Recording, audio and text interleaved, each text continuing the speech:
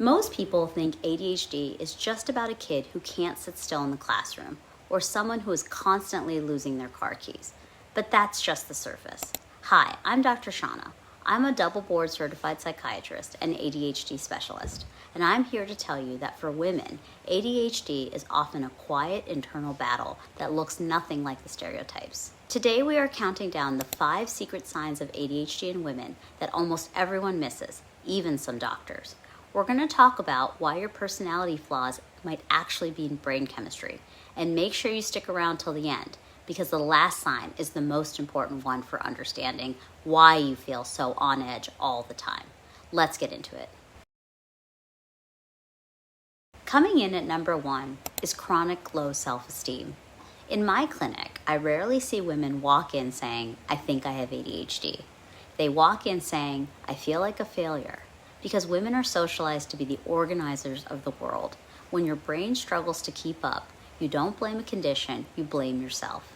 You've spent a lifetime hearing, you have so much potential if you just tried harder, and you've turned that into a core belief that you are just lazy or broken.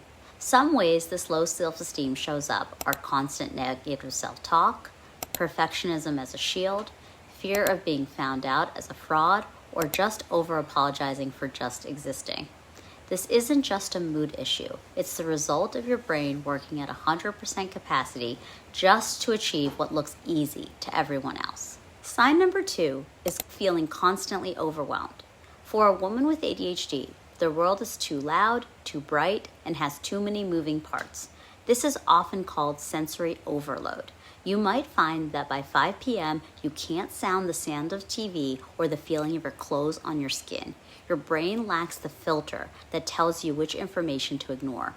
Common triggers for this overwhelm include cluttered environments, too many competing noises, decision fatigue, or even just making a simple grocery list.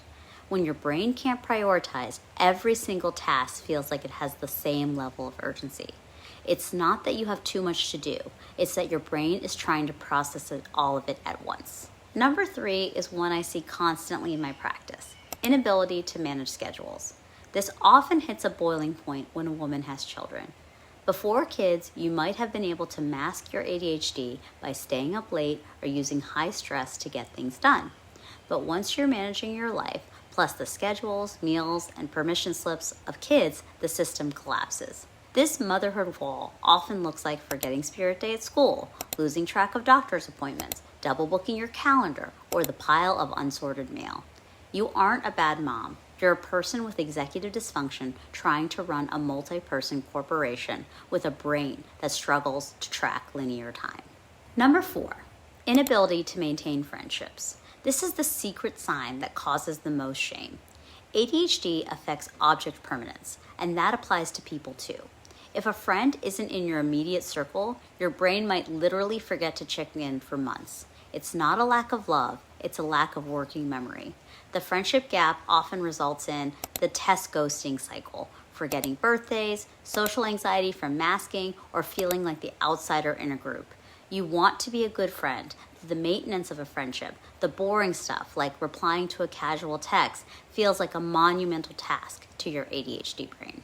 Finally, we've reached the most important sign, number 5, emotional dysregulation and irritability. This is the one that is most often misdiagnosed as bipolar disorder or just anxiety. Because your brain is constantly overwhelmed and understimulated, your fuse is incredibly short. You might experience RSD, rejection-sensitive dysphoria, where a small piece of criticism feels like a physical punch to the gut. Emotional dysregulation shows up as sudden, unexplained irritability, crying easily when frustrated, intense reactions to small mistakes, or feeling wired but tired. Your emotions are turned up to 11 because your brain's braking system for feelings isn't working the way it should.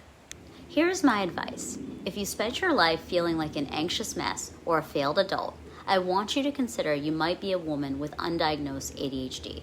A diagnosis isn't an excuse. It's an explanation that allows you to finally use the right tools. You don't need to try harder. You need to try different. If these signs resonated with you, you aren't alone. We already have a video on whether your anxiety is actually masking ADHD, so check that out next if you're interested. Be sure to like and subscribe if you found this video helpful. I'm Dr. Shauna, and I'll see you in the next one.